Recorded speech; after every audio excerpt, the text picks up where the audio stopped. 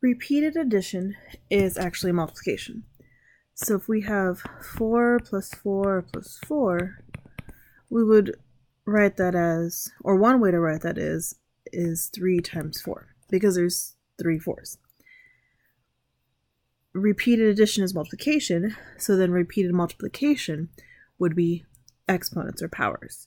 So if I had 4 times 4 times 4, that's going to be 4 to the third power. I could say that as 4 to the third power, 4 to the power of 3, or since it's an exponent of 3, I could also say cubed.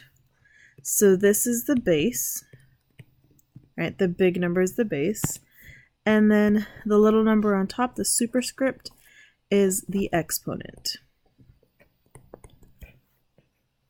The base is the number we're multiplying, whereas the exponent tells us how many times to multiply it.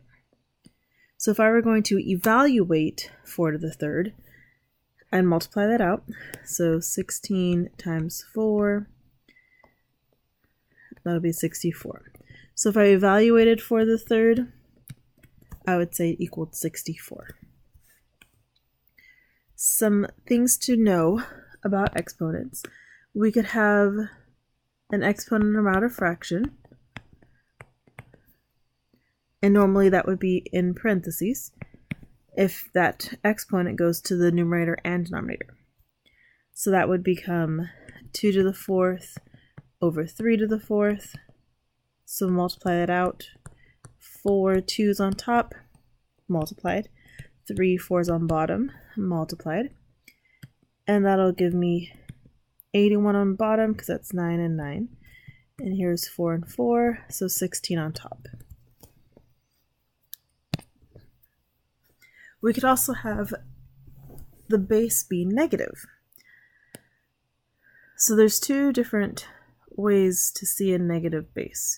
We can have negative 2 cubed, and that means negative whatever we get, so negative 8.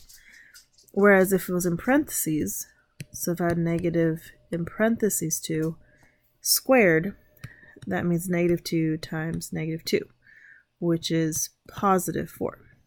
So that presence of parentheses makes a difference. So let's look at that again. If I have a negative 4 squared versus negative 4 in parentheses squared, this just means minus the product of that, so negative 16, whereas parentheses means negative 4 times negative 4, which is positive 16.